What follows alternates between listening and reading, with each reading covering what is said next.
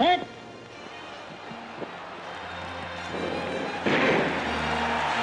Les Jeux Olympiques, le plus grand spectacle de la planète. Tous les 4 ans, les meilleurs athlètes du monde s'y réunissent pour disputer et recevoir la récompense suprême, la médaille d'or. Faute de médaille d'or olympique pendue à son cou, aucun sportif, aucune sportive ne peut véritablement prétendre être le ou la meilleure. Au cours de ce siècle, les Jeux olympiques modernes ont donné à voir les faits les plus extraordinaires de l'histoire du sport.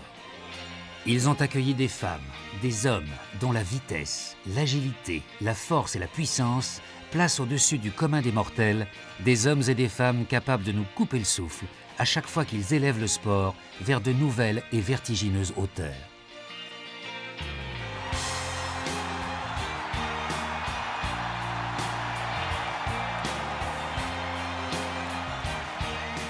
Dans la plupart des cas, les meilleurs athlètes sont récompensés par l'or. Mais la médaille d'or ne revient pas toujours. Toutes les victoires sont loin d'être manifestes et indiscutables, et toutes les courses sont loin d'être exemplaires et irréprochables. Dans l'histoire des Jeux, certains grands athlètes ont été privés de l'or, une médaille qui, ils en sont sûrs, aurait dû être la leur. Nous savions comme eux que nous avions gagné cette médaille d'or. Ils ont affiché les résultats sur le tableau et j'étais à la 2e place. Pour ces sportifs, le goût de la défaite a été amer. Ils auraient pu jouir de la célébrité, de la gloire, satisfaits de voir leur talent reconnu et récompensé. Si j'avais dû gagner une médaille d'or dans toute ma carrière d'athlète, ça aurait dû être ce jour-là. Ces moments de litige sont le sel des Jeux Olympiques et leurs images perdurent bien après la remise des médailles.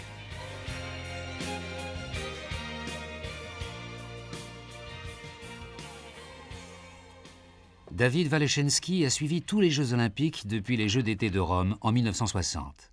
Il a consacré sa vie à raconter leur histoire. Ces moments où la controverse surgit sont ses moments de prédilection. Pour être honnête avec vous, je pense que les décisions litigieuses sont bonnes pour les Jeux. Je l'avoue, je dis ça d'un point de vue d'auteur. J'adore une bonne controverse.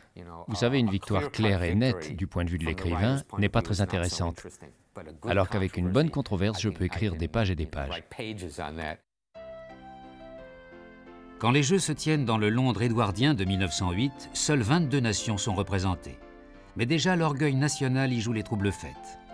Tous les officiels sont britanniques et les protestations des équipes de France, du Canada, d'Italie, de Suède et des États-Unis gâchent plusieurs épreuves. Les relations entre la Grande-Bretagne et les États-Unis étaient particulièrement tendues. Nous aimons voir les Jeux olympiques uniquement comme des épreuves sportives et comme la quintessence de la sportivité. Et s'il existe des problèmes, ceci ne serait apparu que récemment, mais ça n'est absolument pas le cas. Si on revient aux Jeux de 1908, on a affaire à controverse sur controverse. Il y en avait tellement qu'il y en a même eu une concernant le tir à la corde. Le tir à la corde est devenu épreuve olympique en 1908 et elle a été remportée par l'équipe de la police de Liverpool. Les Américains ont protesté, disant que la police de Liverpool portait des bottes non réglementaires. Les règles précisaient qu'on devait porter des chaussures de travail classiques. Les Américains ont avancé que la police n'aurait jamais porté ce type de bottes pour travailler. L'animosité entre l'Angleterre et l'Amérique ne s'était qu'avivée. Londres était en proie à une grande agitation due à la présence du roi et de la reine le dernier jour des Jeux, le jour du marathon.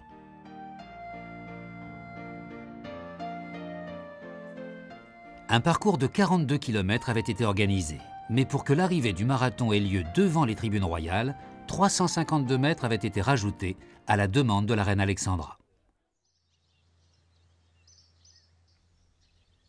56 coureurs prirent le départ dans les jardins du château des Windsor. La foule avait déjà commencé à s'aligner tout le long du parcours, espérant une victoire britannique. On redoutait la concurrence de l'Afrique du Sud et des équipes américaines. La journée était chaude et humide et l'épreuve se courut à une vitesse incroyable. Les coureurs britanniques, beaucoup trop zélés, sont vite épuisés et au 22e kilomètre, le Sud-Africain Efron prend la tête. Mais 3 kilomètres avant la fin, il commet l'erreur d'accepter une coupe de champagne tendue par un spectateur. Instantanément, il est assailli de crampes d'estomac et 1,5 km plus tard, c'est l'Italien Dorando Pietri qui prend la tête de la course.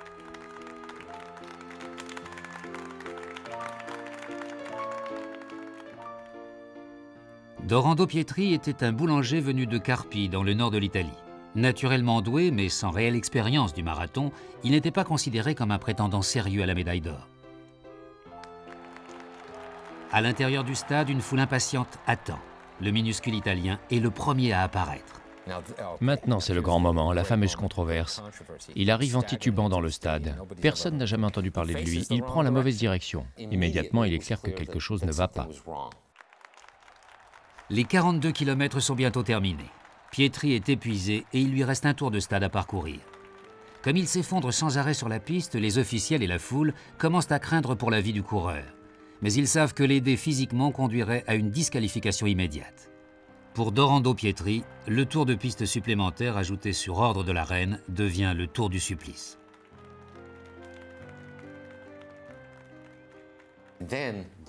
La pire des choses arrive alors parce qu'un autre coureur pénètre dans le stade. Les gens pensent qu'il s'agit d'Efferon, d'Afrique du Sud, un bon sujet de l'Empire. Mais ça n'était pas lui. C'était un Américain, Johnny Hayes. C'en était trop, on ne pouvait pas permettre qu'un Américain gagne l'épreuve. Alors on a ramassé Pietri et on l'a poussé jusqu'à la ligne d'arrivée dont il était tout proche. Alors que Johnny Hayes franchit la ligne le deuxième, les Américains protestent sur le champ. Pietri, maintenant inconscient, est disqualifié, la médaille d'or revenant à Hayes. Pietri restera toujours convaincu que cette médaille aurait dû lui revenir, prétextant qu'il aurait pu franchir la ligne d'arrivée sans aucune aide. Mais en définitive, c'était ces 352 mètres supplémentaires qui lui coûtèrent sa médaille. Le drame de ce marathon de 1908 eut un effet immédiat. Cet événement a fondé les Jeux olympiques. Jusqu'ici, d'un point de vue international, le mouvement olympique n'était qu'une curiosité.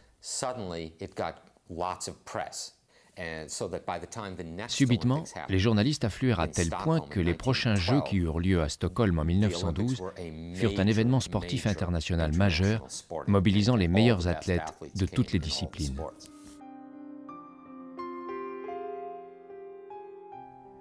Les Jeux de Stockholm de 1912 sont galvanisés par un jeune Indien d'Amérique, Jim Thorpe. Ses exploits remarquables auraient dû le conduire à être salué comme un des plus grands athlètes du XXe siècle.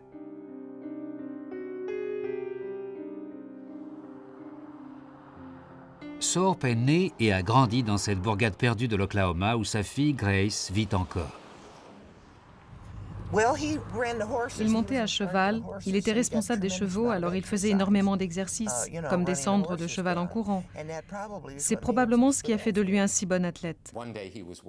Un jour qu'il marchait, il vit une piste avec une équipe qui essayait de battre le record de l'école de saut en hauteur qui était d'1,75 m. Il se dit, ça semble facile. Il est en habit de ville, en habit de travail, il saute la barre et il bat le record de l'école. Tout de suite, on sut qu'il s'agissait de quelqu'un d'exceptionnel. Le fait d'être un Indien d'Amérique le prive de la pleine citoyenneté américaine. Mais ses prouesses sportives incitent les Américains ravis à l'intégrer dans leur équipe olympique pour les Jeux de Stockholm.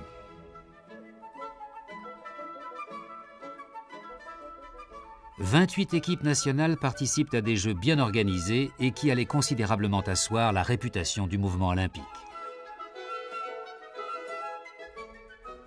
Mais Stockholm restera surtout marqué par l'irruption d'un athlète hors du commun. Thorpe concourait dans 5 épreuves du pentathlon, dans les 10 épreuves du décathlon, ainsi que dans les épreuves de saut en hauteur et de saut en longueur. Il gagne 4 épreuves sur 5 au pentathlon et il gagne le décathlon avec près de 700 points. Son talent inspire au monde entier un respect mêlé d'admiration. Quand le roi Gustave fait la présentation des médailles, il dit à Thorpe « Monsieur, vous êtes le plus grand athlète du monde ». Et Thorpe lui répond « Thanks King », « Merci roi ».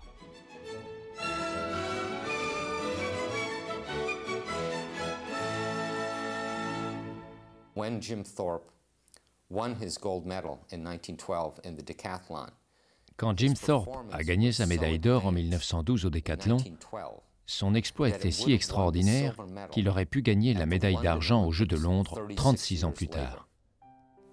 C'était un grand athlète. Après Stockholm, Jim Thorpe devient une superstar. Il retourne chez lui se prêter aux parades à Serpentin. Il est ovationné par la presse et par le public. Mais la gloire de Thorpe allait être de courte durée.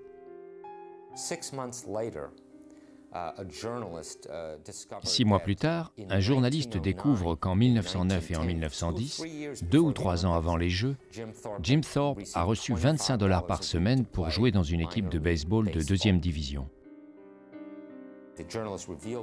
Le journaliste révèle l'affaire. L'Union d'athlétisme amateur la découvre et quasiment le lendemain, Jim Thorpe se voit confisquer des médailles qu'il avait gagnées. Il n'est plus le héros qu'il avait été 6 mois plus tôt, mais un tricheur. Les règles des Jeux amateurs étaient strictes. Tout athlète qui avait perçu de l'argent du sport était exclu. Je pense qu'il en a été traumatisé, qu'il ne s'en est jamais remis, qu'il se sentait trahi. Une saison en première division de baseball fut suivie par une carrière couronnée de succès dans le football américain. Mais la confiscation de ses médailles olympiques le hante toujours, quand plus tard dans sa vie, il se perd de travail en travail jusqu'à sa mort en 1953. Sa fille, Grace, s'est donnée pour mission d'entretenir la mémoire de son père et de récupérer ses médailles olympiques.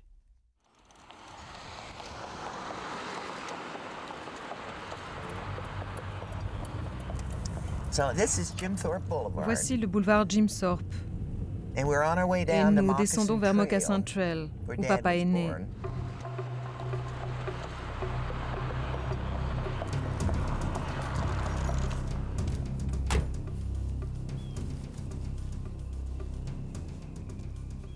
Il fait froid aujourd'hui. Voici où papa est né. C'était une cabane en rondin de 2 pièces construite par les Indiens Sac et Fox. Ils s'entraidaient les uns les autres. Là-bas, c'est la rivière canadienne. Et là, c'est où grand-père Thorpe faisait paître ses chevaux. Il avait la réputation d'avoir les meilleurs chevaux des environs. Mais maintenant, c'est la plaque de papa. Elle a été érigée ici en 1996.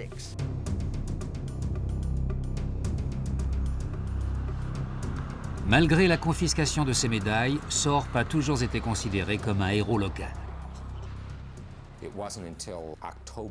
Ce n'est pas avant octobre 1982 que le Comité international olympique a finalement réintégré Jim Thorpe dans le grand livre des Jeux comme vainqueur du décathlon et du pentathlon de 1912.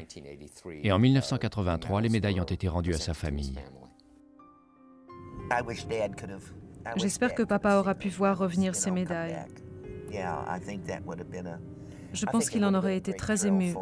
Ça a été le cas pour nous, ses enfants.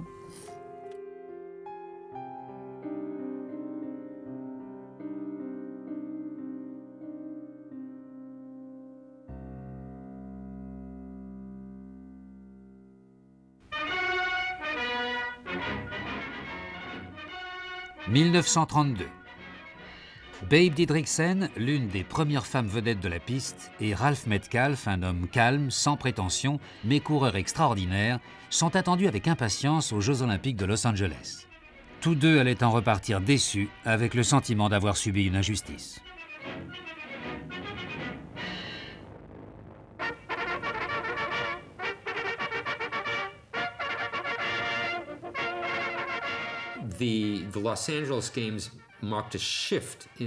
Les Jeux de Los Angeles marquent un changement de regard sur les Jeux, vraisemblablement parce qu'ils se sont tenus à Los Angeles. C'était Hollywood.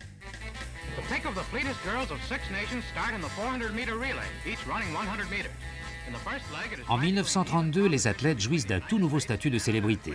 Et les stars du grand écran tiennent, elles, à assister à ces Jeux venus à Hollywood. Et celle que tous étaient venus voir, c'était Babe Didriksen. Elle avait fait fureur sur la scène athlétique lors des épreuves de sélections américaines quelques semaines plus tôt.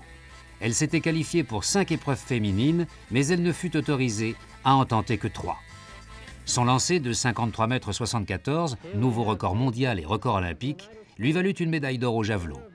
Pour l'heure, avant l'épreuve du 80 mètres haies, Babe se dit heureuse d'avoir pulvérisé le record olympique.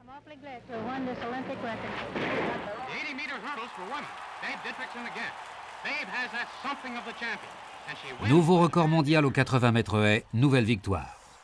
On dirait qu'elle va gagner. Au saut en hauteur, elle est sur le point d'obtenir sa 3e médaille d'or. À la fin de la compétition, Babe est au coude à coude avec sa coéquipière, Jean Shelley. Commence alors le duel pour la première place et la controverse. Les deux femmes battent un nouveau record du monde avec 1,65 m, mais alors les juges interviennent. La technique du saut de Babe, le saut en rouleau, la tête passant la barre avant le corps, est non réglementaire, contrairement à la technique de Shelley du saut en ciseaux. Vous voyez, c'était le style qu'on devait utiliser, on n'avait pas le droit d'engager d'abord sa tête. La technique de Babe est jugée illégale, mais bizarrement, son dernier saut est retenu pour figurer comme record mondial. Mais cette 3e médaille d'or allait lui échapper.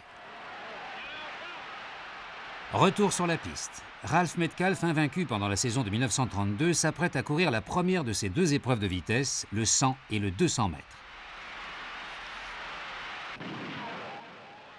Au 100 mètres, Metcalfe est à côté de son proche rival, Eddie Tolan. Les coureurs sont à égalité du début à la fin de la course. Quand ils franchissent la ligne d'arrivée, la plupart des observateurs crurent que Ralph Metcalfe avait décroché l'or.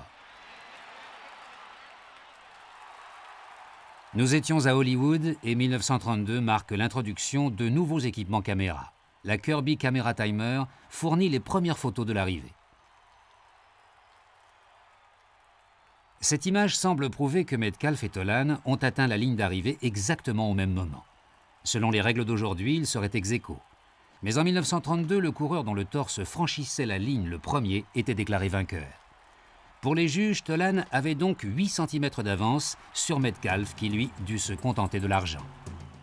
Mais son aventure la plus incroyable allait survenir lors de son 200 mètres. Pour le 200 mètres, Metcalfe était au couloir numéro 2 avec Eddie Tolan au couloir numéro 1. Dès le départ, Tolan creuse l'écart et dépasse Metcalfe. La foule est stupéfaite. Metcalfe avait été imbattable sur cette distance pendant toute la saison. Cet étonnement affecte même le rythme de Metcalfe, visiblement consterné de voir encore s'envoler ses espoirs de médaille d'or. Il franchit la ligne d'arrivée en 3e position. Très vite, il devient clair qu'une bévue officielle a été commise. Les coéquipiers de Metcalfe affirment que sa position de départ a été installée près de 4 mètres en arrière de ce qu'elle aurait dû être. Les photos confirment clairement l'erreur. Metcalfe aurait dû être équidistant du coureur qui le précédait et de celui qui le suivait. Quand les autorités qui étaient américaines ont réalisé ce qu'elles avaient fait, elles furent très confuses. Elles avaient obligé Ralph Metcalfe à courir 204 mètres et tous les autres 200. Naturellement, elles vinrent vers Metcalfe lui proposer de recourir.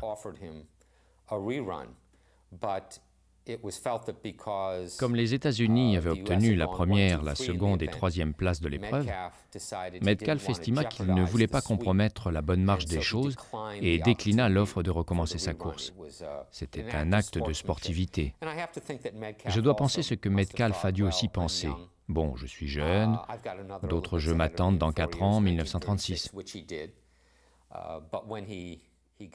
Mais quand il alla à Berlin, 4 ans plus tard, pour les Jeux de 1936, il croisa un phénomène contre lequel il ne s'était pas préparé.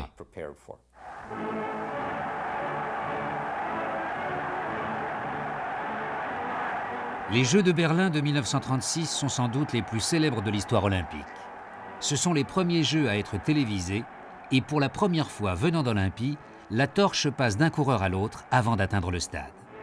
Mais Berlin est resté inscrit dans les mémoires parce que le sport y a été rattrapé par la marche de l'histoire. Hitler tenta de récupérer ces Jeux pour promouvoir l'idéologie nazie. Ich verkünde die Spiele von Berlin zur Feier der 11. Olympiade neuer Zeitrechnung als eröffnet. Les plans d'Hitler visant à prouver la suprématie aryenne allaient être déjoués par un autre athlète noir américain, le brillant Jesse Owens. Tandis qu'Owens pulvérise tous les records en remportant 4 médailles d'or, un athlète reste dans l'ombre. Ralph Metcalfe, encore une fois, 4 ans après sa déception de Los Angeles. Mais il doit courir contre Jesse Owens.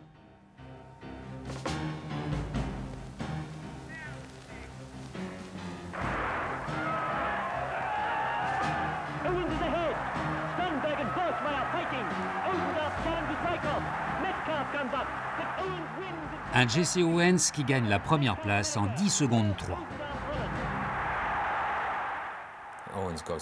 Owens part très rapidement. Il a des départs fulgurants et puis Metcalfe se rapproche à la fin.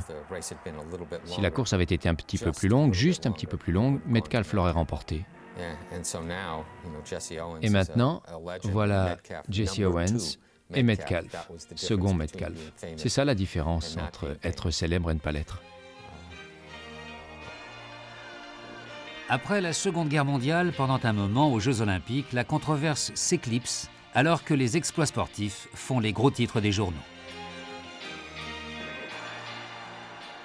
En 1948, les Jeux Olympiques reviennent à Londres et sont illuminés par la remarquable athlète néerlandaise Fanny Blankers-Koen, qui égalise le record de Jesse Owens en empochant 4 médailles.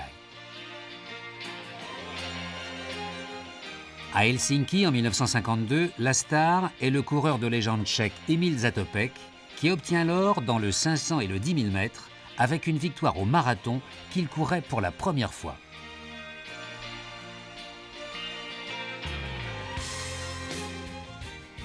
En 1956, les Jeux se déplacent pour la première fois dans l'hémisphère sud, à Melbourne, en Australie. L'athlète Elizabeth Cuthbert, à domicile, fait les gros titres avec une double médaille d'or de sprint. Il faut aller à Rome pour les Jeux d'été de 1960 pour voir controverses et contestations reprendre la vedette.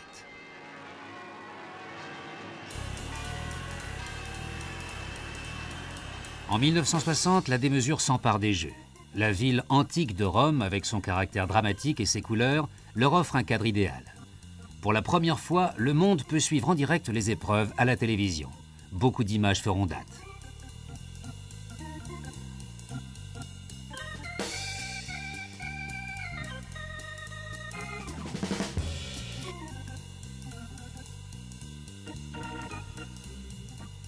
En 1960, la piscine olympique est le lieu d'une décision les plus controversées qui ait jamais été prise.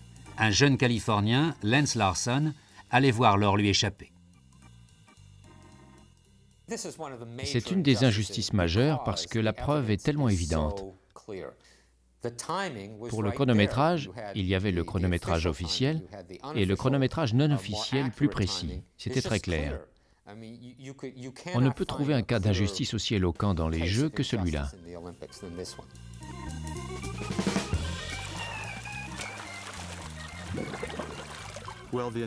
La première réponse est venue des gens qui se tenaient juste au-dessus du bassin, les chronométreurs. Ils m'ont tous vu gagner. Dans le 100 mètres nage libre, Larson, le 4e en partant du haut de l'image, est le plus rapide aux qualifications. Le couloir au-dessus, le couloir 3, est occupé par son plus grand adversaire, le tenant du titre mondial, l'Australien John DeWitt. In the men's 100 meters freestyle, America and Australia continue their duel. In lane 3, brown-haired John DeWitt for Australia. In lane 4, blonde-headed Lance Larson for the United States. Vous voyez, il est au-dessus de moi, couloir 3, et moi je suis au milieu ici, couloir 4.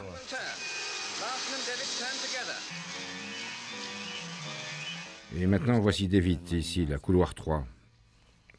Ça renvoie à quelques années en arrière. Il reste à peine une longueur à parcourir. Les deux nageurs commencent à accélérer. Une lutte acharnée oppose Larson, couloir 4, à DeWitt, couloir 3.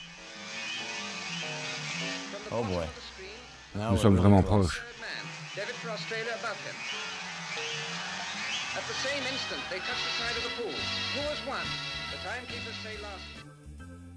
Les deux hommes sont vraiment proches l'un de l'autre, mais le chronométrage officiel comme le chronométrage électronique sont formels. Larson a été le plus rapide. Les photographes se sont immédiatement rués sur moi et ils ont commencé à me prendre en photo.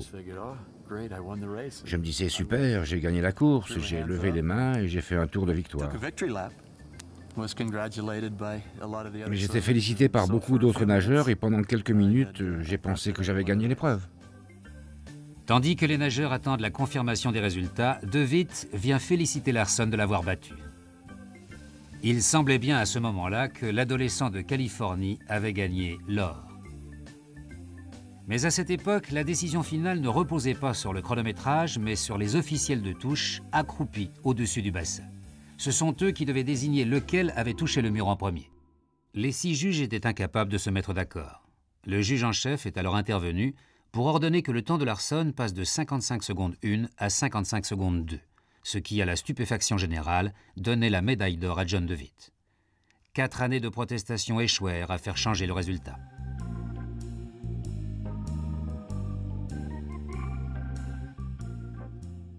Ils ont affiché les résultats sur le tableau et j'étais à la 2e place.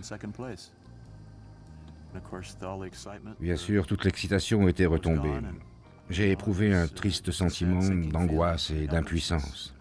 Que peut-on ressentir quand on pense avoir gagné, quand on sait qu'on a gagné, qu'on est acclamé pour ça, et que 5 ou 10 minutes plus tard, on découvre que ce n'est pas vrai?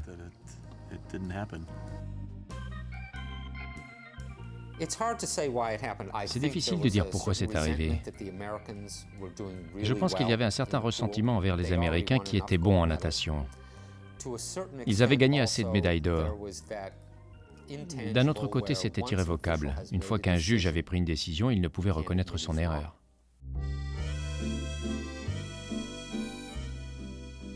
En 1968, les Jeux olympiques d'hiver ont lieu à Grenoble. La dernière épreuve masculine entre la France et l'Autriche connaîtra un incident et un rebondissement spectaculaire.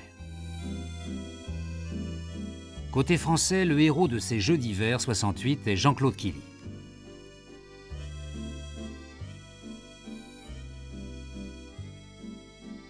La France compte sur lui pour remporter les 3 médailles des épreuves alpines, la descente, le slalom géant et le slalom spécial.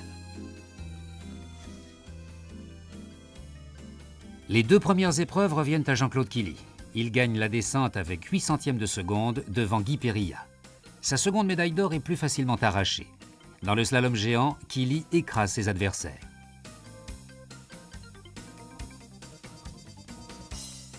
Le combiné olympique est désormais à sa portée. La pression est à son comble. Il lui faut maintenant gagner la dernière épreuve, le slalom spécial.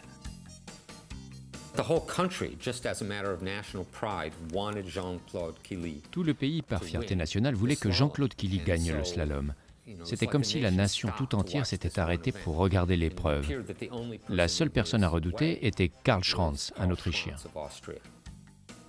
Dans les 2 précédentes épreuves, Schranz était arrivé seulement 5e et 6e, mais le slalom était sa discipline de prédilection. À l'issue de la première manche, Killy est en tête. Lors de la seconde manche, les conditions météo sont exécrables. La piste disparaît sous un épais brouillard. Killy est le premier à partir. Il réalise un temps excellent. Mais il est anxieux. Il attend de connaître les résultats de ses concurrents.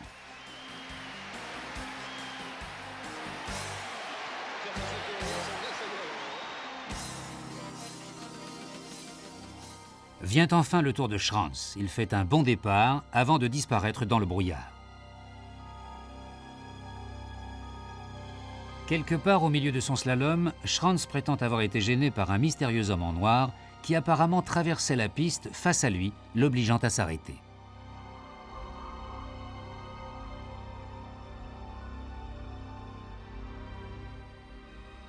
Schranz retourne à la ligne de départ avec 3 témoins qui assurent eux aussi avoir vu cette étrange silhouette entraver sa course. Les Autrichiens réclament que leur skieur recommence son slalom. Demande acceptée par les officiels. Cette fois, Schranz réussit la course parfaite, avec un parcours plus rapide que Killy. 2 heures durant, Schranz est le vainqueur. Killy, lui, est résigné. Mais alors, les juges annoncent que Schranz est en fait disqualifié pour avoir manqué 2 portes au cours de sa descente initiale et qu'il n'aurait jamais dû être autorisé à concourir une seconde fois.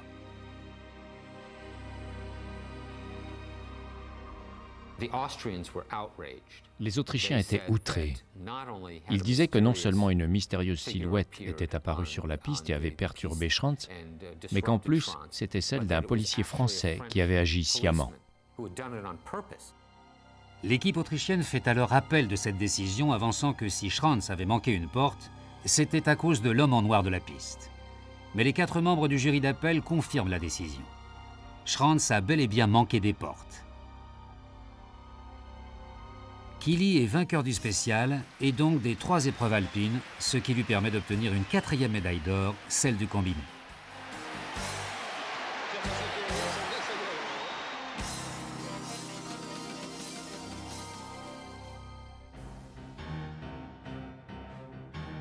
Munich, 1972.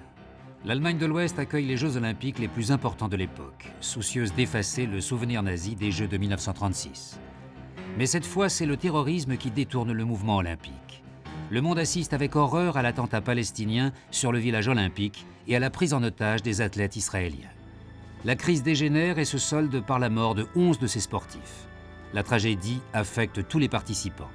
Les athlètes sont particulièrement bouleversés.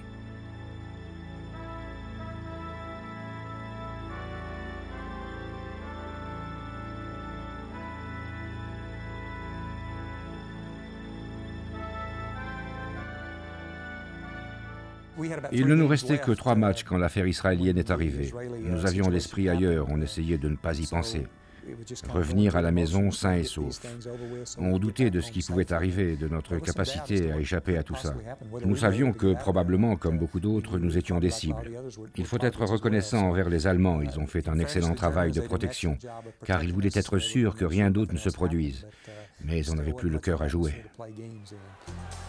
Le dernier événement de ces Jeux, c'est le match de la finale de basket entre États-Unis et Union soviétique. Les États-Unis détenaient le record olympique puisqu'ils étaient invaincus depuis l'introduction du basket aux Jeux de Berlin en 1936. Il y avait une forte atmosphère de guerre froide.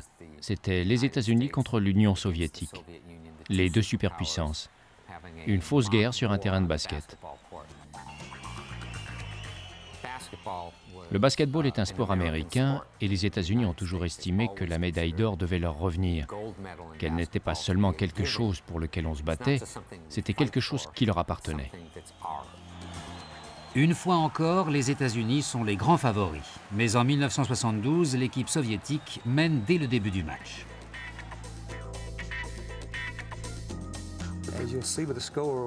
Comme vous le voyez d'après le score, nous étions menés pendant tout le match. Les Russes avaient un panier d'avance. Nous avions traîné. Je pense que vous pouvez voir sur certains visages des Américains qu'ils ne sont pas seulement fatigués, ils sont soucieux. Les choses ne vont pas bien. Ce qui commence à les travailler, c'est que si rien ne se passe, ils vont devenir chèvres. Ils seront les gars qui auront perdu. Dans le dernier quart d'heure, finalement, les Américains commencent à rattraper l'avance des Soviétiques et durant les 6 dernières secondes qu'il leur reste, ils réduisent l'écart à un seul point. C'est alors que Doug Collins arrache un dernier ballon et se retrouve face au panier des Soviétiques.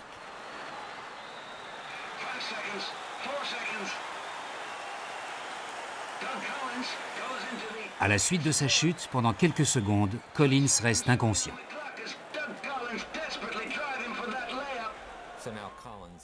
Maintenant, Collins revient à lui, mais il est hébété. Soudain, il devient le centre de tout. Il a 2 lancers francs. S'il met l'un des 2, c'est jeu ex aequo. S'il met les 2, les États-Unis prennent la tête du jeu avec un point d'avance. La pression est à son comble.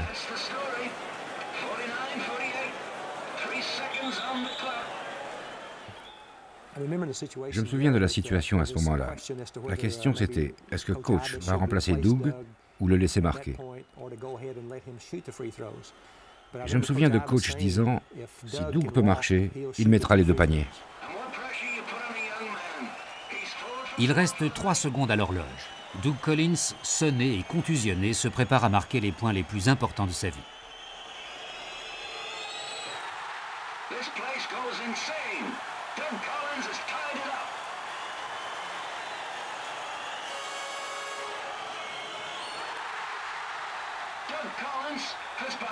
Mais pendant les tirs de Collins, l'entraîneur soviétique obtient un arrêt de jeu. L'arbitre remet alors son chronomètre en marche. Il reste 3 secondes supplémentaires à jouer. Tout à coup, c'est la controverse. Les Américains de dire « Que faites-vous? Il ne reste que 2 secondes à jouer, il n'y a pas d'arrêt de jeu, pourquoi faites-vous cela ?»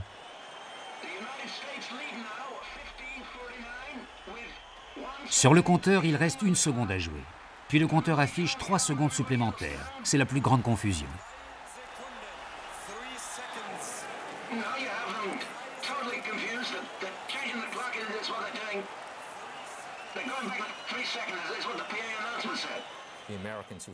Les Américains qui pensaient être tout près de la victoire doivent maintenant revenir en défense. Accorder 3 secondes en partant d'aussi loin, c'est presque impossible de marquer. Le coup de sifflet retentit, le match est fini. Les Américains ont remporté le match et leur 8e médaille d'or consécutive.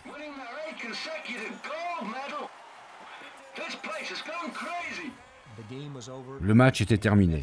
Et là, c'est quand nous, les Américains, avons gagné la médaille d'or. Vous pouvez voir combien nous étions excités et ravis.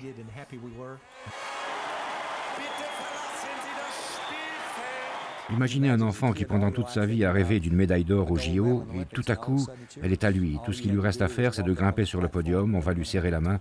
C'est un sentiment merveilleux. On pouvait voir cet immense soulagement. Ce n'était pas la juste exaltation de la victoire, c'était le soulagement de ne pas avoir perdu. Au bout du compte, ils pouvaient se détendre. Ils pouvaient rentrer à la maison de la façon dont ils étaient supposés rentrer, quand soudain... Dans les haut-parleurs, une voix annonce qu'il reste encore 3 secondes à jouer. Le match n'était donc pas terminé. Les officiels prétextant qu'une faute avait été commise. Lors des 3 secondes supplémentaires, 1 seule seconde avait été jouée. Les Américains sont furieux mais n'ont pas le choix. Ils reviennent sur le terrain pour jouer à nouveau ces 3 secondes. Ok, les Américains sont toujours confiants. 3 secondes, ça laisse peu de chance aux autres. Vous savez, les Américains sentent qu'ils savent comment faire, mais un Russe s'est placé là, prêt à faire une longue passe.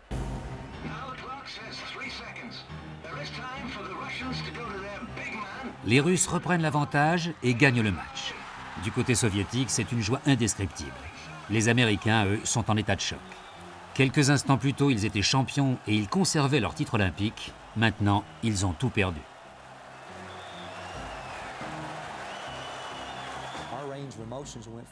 Nous avions connu l'extase, la joie, la frustration, la colère, et nous étions perplexes que cela ait pu nous arriver. Les joueurs américains sont complètement choqués.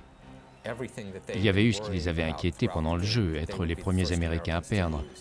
Puis leur soulagement un bref instant, et maintenant ça allait les poursuivre. Ou plus exactement, ils allaient devoir vivre avec cela le reste de leur vie. Nous savions comme eux que nous avions gagné cette médaille d'or. Que nous ne l'ayons jamais physiquement possédée, soit. La mienne traîne quelque part en Union soviétique. Mais connaissant les Russes, je suis certain qu'ils ne me la rendront jamais.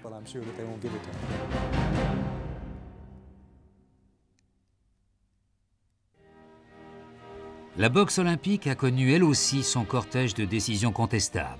L'une des plus injustes est survenue en 1988 aux Jeux de Séoul. Roy Jones Jr., le super welter américain, y a été privé d'une médaille d'or qui devait récompenser son talent. On ne peut en parler que comme la pire des décisions prises pendant des Jeux olympiques. Il s'agit de Roy Jones. L'histoire de Roy Jones commence en fait 4 ans plus tôt. Aux Jeux de Los Angeles, les boxeurs américains avaient été suspectés de favoritisme. 36 des 37 décisions concernant des Américains avaient récompensé la nation invitante. Les Coréens en particulier s'étaient sentis floués. Un Coréen des officiels de la boxe a dit « Attendez, vous savez où se dérouleront les prochains Jeux? Ils vont avoir lieu dans notre pays et nous vous rendrons l'appareil. » 4 années plus tard, les Sud-Coréens allaient accueillir à bras ouverts le monde entier à Séoul. Mais l'atmosphère dans l'enceinte de la boxe était un peu moins amicale.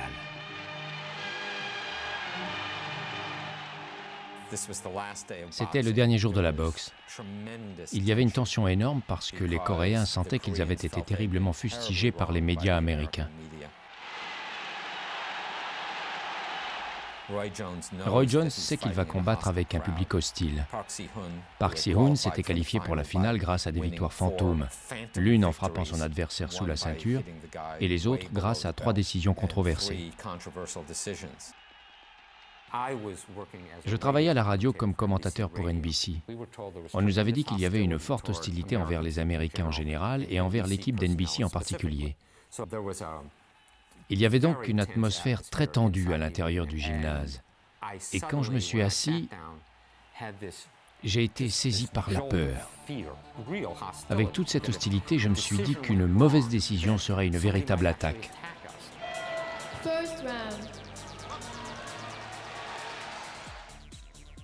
Dès le début de la partie, il était évident que Roy Jones était supérieur. Roy Jones se contentait de bourrer de coups Park Seo-eun, ça n'était pas réciproque. Premier round, second round, troisième round, même chose. Vous voyez, Jones est presque en train de jouer. Il n'est même pas inquiété au point de se mettre en défense. Il marque tant de points, il l'a touché 2, 3 fois, beaucoup de fois. À ce moment-là, le seul espoir de Park, c'est de le mettre KO. Nous le pensons tous.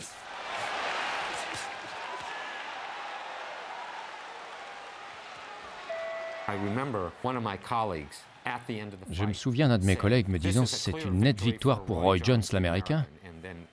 On fait la coupure publicitaire. Il se retourne vers moi et me dit « Il n'y a aucun doute sur le vainqueur. Il était comme ça. » Et moi, je réponds « Tu sais, j'en suis pas si sûr. » Les juges étaient en train de calculer le score et je remarque qu'un Coréen bénévole est là où il ne devrait pas être. Il s'incline vers les juges. Il regarde furtivement et son visage s'éclaire. Ce type avait jeté un coup d'œil et il avait vu que Park était vainqueur. Vous pouvez entendre les acclamations parce que le public dans les tribunes a vu les bénévoles coréens bondir. Mesdames et messieurs, le gagnant est, au point, 3-2. En bleu, la Corée. Park savait que c'était faux. Il se sentait mal. Voici Roy Jones, complètement sonné. L'arbitre est écœuré et Park est humilié parce qu'il sait qu'il a perdu. Après, j'étais assis là avec mes collègues de la NBC. Des journalistes du monde entier venaient vers nous, nous disant dans toutes les langues que c'était une décision pourrie, nous serrant la main, nous disant combien nous avons été trompés. Vous savez, c'était Roy Jones qui avait été dupé. Bien qu'il n'ait pas reçu l'or, Jones est nommé meilleur boxeur des Jeux. Il allait devenir un des plus grands lutteurs de tous les temps.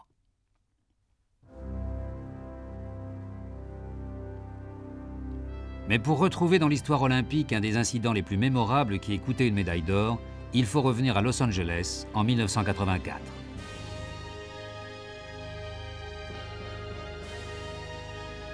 Avec ces Jeux, les grandes multinationales prennent possession de l'événement. La cérémonie d'ouverture annonce aussi une nouvelle ère, celle de l'art de la mise en scène.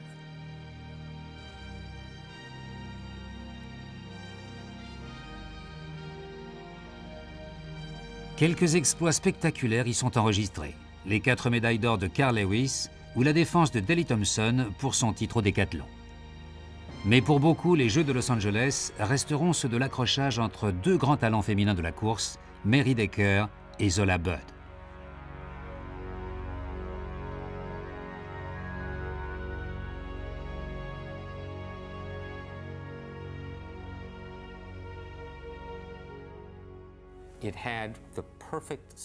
C'était un scénario de rêve, avec 2 personnalités les plus intéressantes présentes ensemble à la fin des Jeux. Et puis quelque chose d'inattendu se produit. C'est l'histoire parfaite. Mary Decker était à la fois la sprinteuse la plus exceptionnelle de sa génération et la coqueluche des Américains. Double championne du monde, au cours de sa carrière, elle avait repoussé 11 records du monde. Mais il lui manquait une médaille d'or olympique à son palmarès. C'était alors l'occasion ou jamais.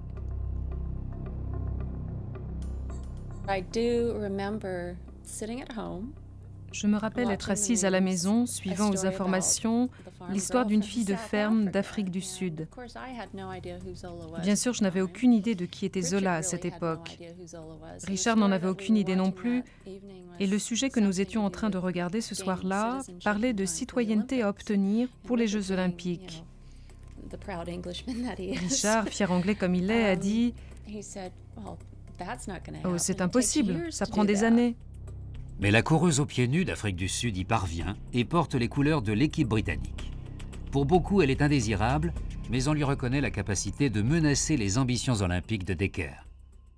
Le 3000 mètres féminin était très attendu, parce que tout le monde voulait voir Mary Decker gagner.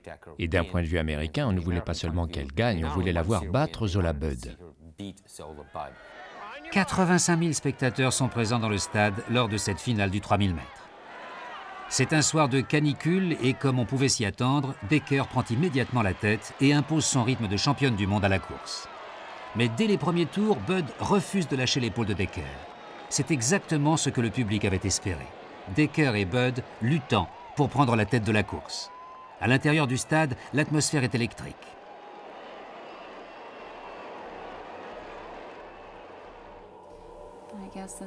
Là, c'est quand je me suis dit, bon, je vais laisser passer quelqu'un en tête pendant un moment. Avec encore 4 tours à parcourir, pour la première fois de la course, Budd avance peu à peu à la hauteur de Mary Decker. Zola Budd passe devant. Elle est vraiment très près.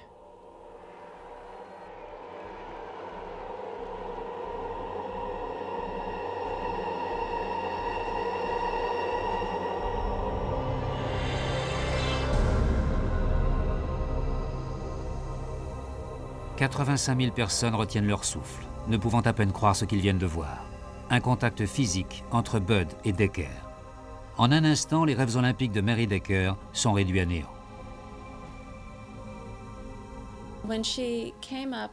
Quand elle s'est approchée et qu'elle m'a doublé, elle n'a pas assez accéléré. C'est comme quand vous conduisez une voiture. Si vous vous rapprochez pour dépasser quelqu'un et que vous vous rabattez sans maintenir un peu votre accélération, il y a collision. Au moment où elle tombe sur la piste, Decker s'empare du dossard de Budd. Le public manifeste contre celle qu'il juge responsable de la collision. Zola Budd, déconcentrée à la fois par l'incident mais aussi par la réaction hostile du stade, arrive 7e. La Roumaine Maria Puica s'empare de la médaille d'or.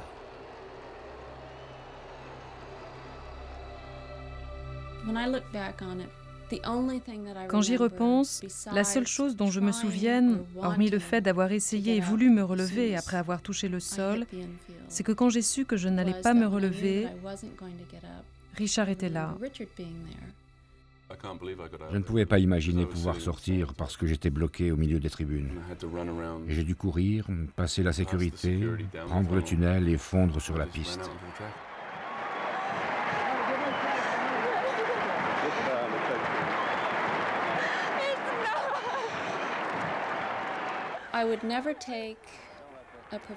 Je ne remettrai jamais en cause la valeur d'une performance ou d'un exploit d'un athlète.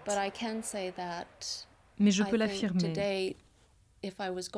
Si j'avais dû gagner une médaille d'or dans toute ma carrière d'athlète, ça aurait dû être ce jour-là. Je pensais alors et je pense encore aujourd'hui qu'elle aurait gagné cette course. Les médaillés de cette épreuve n'avaient jamais battu Mary auparavant et ne l'ont jamais battue après. Elle a couru contre Puica 5 fois l'année suivante sur différentes distances et elle l'a battue à chaque fois.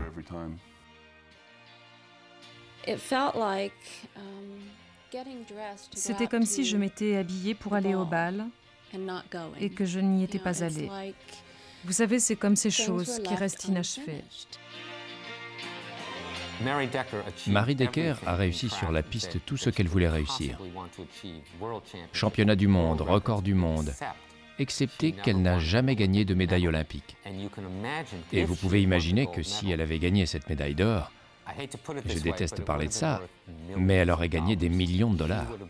Elle serait devenue une idole de l'Amérique pour le restant de ses jours.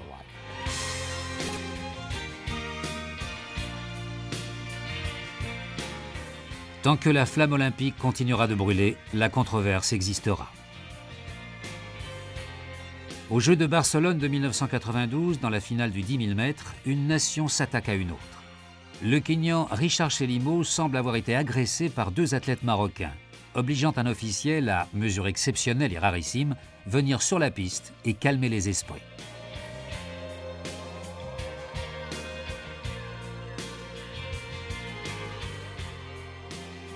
Et lors de la finale du 100 mètres dames, 4 ans plus tard à Atlanta, malgré les progrès technologiques réalisés depuis Ralph Metcalfe en 1932, les officiels eurent bien du mal à démêler les fils d'une des arrivées les plus serrées de l'histoire olympique. Mais ces moments de dispute et de protestation guettés par des millions de téléspectateurs sont devenus le piment indispensable des Jeux et la garantie de leur succès. Erreur officielle, règles compliquées ou malchance évidente, il y aura toujours un concurrent mécontent qui quittera le stade, convaincu que quelqu'un d'autre porte à sa place sa médaille d'or.